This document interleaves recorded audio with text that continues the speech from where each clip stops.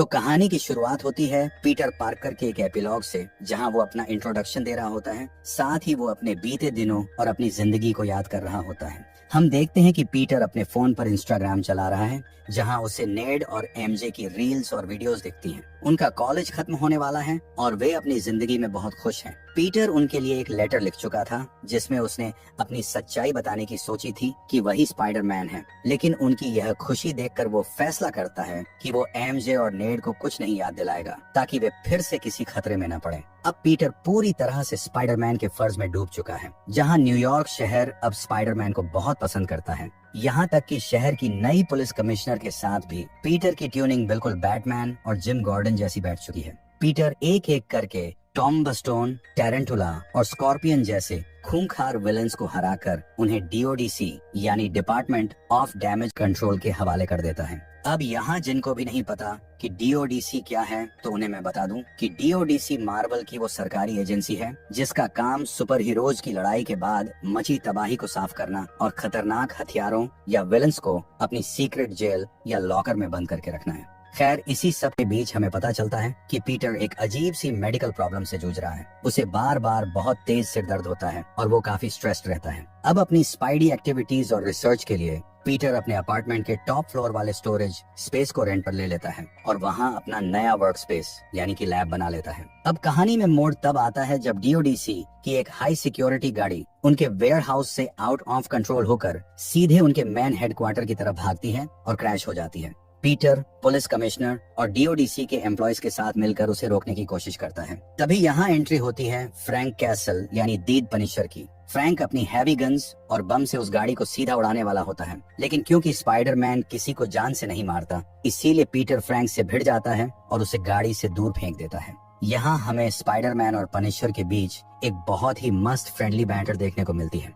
अब गाड़ी रुकने के बाद पीटर जब उसका दरवाजा खोलता है तो अंदर से एक बूढ़ी औरत निकलती है। अचानक उस बूढ़ी औरत का बिहेवियर बदल जाता है, क्योंकि उसे किसी सुपरनैचुरल पावर ने पजेस कर रखा था। वो रहस्यमय शक्ति यानी कि एंटिटी एक इंसान से दूसरे इंसान की बॉडी में जंप कर सकती है और वो उस बूढ़ी औरत से निकलकर डीओडीसी के उस एम्प्लॉय के शरीर में घुस जाती है, जिसकी जिम्मेदारी स्कॉर्पियन को रोजवेल जेल शिफ्ट करने की थी। पजेस होते ही वो एम्प्लॉय स्कॉर्पियन को किसी और रूट पर ले जाने के ऑर्डर दे देता है। स्पाइडरमैन जब उसे कन्फ्रंट करता है तो वो एंटिटी एम्प्लॉय की बॉडी के जरिए करती है और फिर उसे छोड़कर गायब हो जाती है, जिसके बाद आगे पता चलता है कि उस एंटिटी ने हेलीकॉप्टर के क्रू और 30 से ज्यादा डीओडीसी एम्प्लॉयज को पजेस करके स्कॉर्पियन को आजाद करवा दिया है, यानी कि स्कॉर्पियन अब फरार था। इसके बाद पुलिस कमिश्नर पीटर को इस केस की इन्वेस्टिगेशन सौंपती है। जानकारी जुटाने के लिए पीटर एक सीक्रेट बिल्डिंग में पहुंचता है, जहां उसकी मुलाकात ब्लैक विडो यानी कि येलेना से होती है।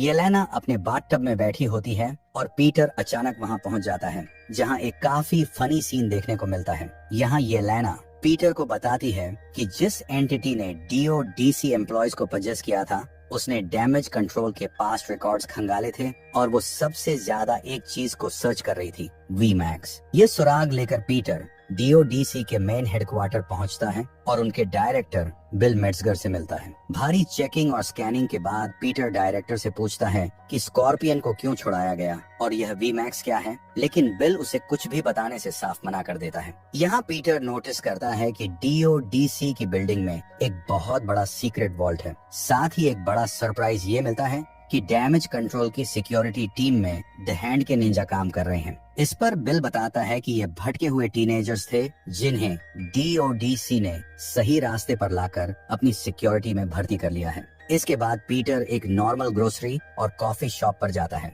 जहां अचानक उसकी नजर नेड पर पड़ती है। इमोशनल होकर पीटर छुपते छुपाते नेड का पीछा करते हुए उसके अपार्टमेंट तक पहुंच जाता है। इतने सालों बाद वो पहली बार नेड और एमजे के सामने खड़ा था, इसीलिए अपना असली नाम छुपाने के लिए वो अपना नाम मैनेट बताता है, जो कि एंट में का एक प्यारा सा रेफरेंस था। यहाँ हमें पता चलता है कि स्पाइडी ट्रैकर ऐप नेड ने ही बनाया था, लेकिन तभी पीटर को एक तगड़ा झटका लगता है कि एमजे का एक नया बॉयफ्रेंड बन चुका है। जब पीटर एमजे को उसके बॉयफ्रेंड के साथ किस करते हुए देखता है तो उसे बहुत भयानक सेंसरी ओवरलोड होता है। वो घबराकर अपने घर भागता है और जमीन पर बेहोश होकर गिर जाता है।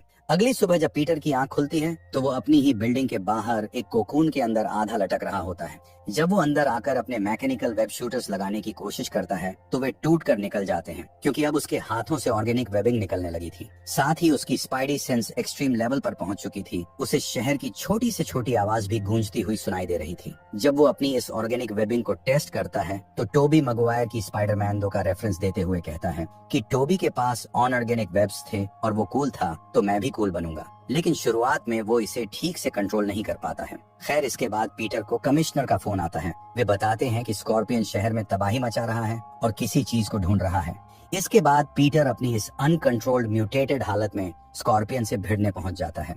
नतीजन अपनी पावर्स पर कंट्रोल न होने की वजह से स्कॉर्पियन पीटर को बहुत बुरी तरह पीटता है। तभी स्कॉर्पियन बोल पड़ता है कि तुम्हें अभी तक समझ नहीं आया, मैं स्कॉर्पियन हूँ ही नहीं। यानी उस एंटिटी ने अब स्कॉर्पियन की बॉडी को पजेस कर रखा था। अब अगर आपने वीडियो को यहाँ तक देख लिया है और आपको वीडियो पसंद आ रही है तो हमारे चैनल को सब्सक्राइब जरूर से कर देना, क्योंकि हमें 500 सब्सक्राइबर्स पूरे करने हैं। अब स्पाइडरमैन जब बिल्कुल ही मरने की कगार पर होता है तभी अचानक उसकी आंखों का रंग बदल जाता है। उसके शरीर का डीएनए जेनेटिकली बहुत तेज म्यूटेट होने लगता है, जिससे पीटर का दिमागी कंट्रोल छूट जाता है और वो एक बीस्ट की तरह रिएक्ट करता है। वो स्कॉर्पियन को उठाकर इतनी दरिंदगी से एक पुलिस वैन में मारता है कि वैन के अंदर बैठी महिला पुलिस अफसर लगभग मरने की हालत में पहुंच जाती है। जब स्कॉर्पियन के शरीर से पोजीशन हटता है तो वो खुद कांप उठता है कि स्पाइडरमैन ने उस पर इतना जानलेवा हमला कैसे कर दिया, क्योंकि स्पाइडरमैन कभी किसी की जान नहीं लेता था। इसके बाद पुलिस कमिश्नर पीटर को सख्त वार्निंग देती है कि अगर वो पुलिस अफसर मर जाती तो वो उसे बचा नहीं पाती,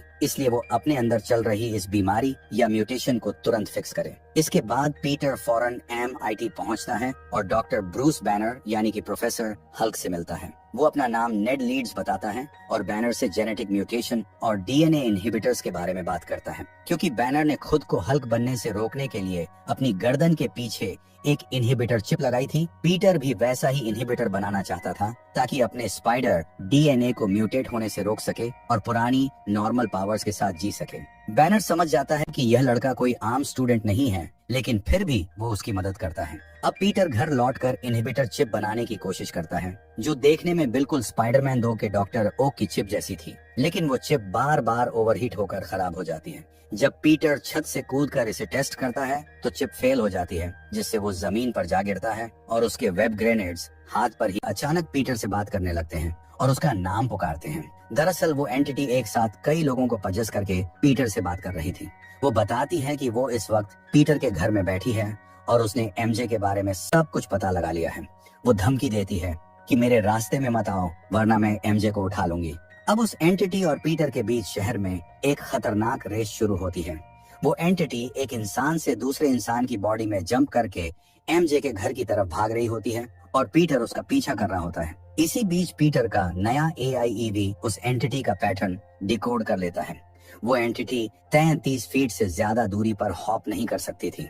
जब वो एंटिटी एक हेलीकॉप्टर के पायलट में घुसती है तो पीटर उस हेलीकॉप्टर को हवा में ही जाले से बांधकर अटका देता है, जिससे 33 फीट के दायरे में कोई न होने के कारण उसका हॉपिंग पैटर्न टूट जाता है। पीटर फौरन MJ के अपार्टमेंट पहुंचता है और उसे बताता है कि वो खतरे में है।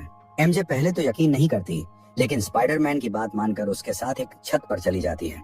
वहाँ बात करते करते MJ अचानक कहती है कि शायद हम दोनों एक दूसरे को पहले से जानते हैं, वरना तुम बार बार मुझे बचाने क्यों आते। MJ पीटर का मास्क खींच लेती है और प्रिटेंड करती है कि उसे सब याद आ गया है। दोनों के बीच एक किस होती है, लेकिन तभी एक खौफनाक खुलासा होता है। दरअसल वो MJ थी ही नहीं, उस एंटिटी ने MJ की बॉडी को पजस कर रखा था और पीटर को दिमागी चोट पहुंचाने के लिए वो एंटिटी MJ की बॉडी को छत से नीचे फेंक देती है। पीटर अपनी पूरी जान लगाकर हवा में छलांग लगाता है और MJ को नीचे गिरने से बचा लेता है, जो कि द अमेजिंग स्पाइडरमैन 2 में ग्वेन स्टेसी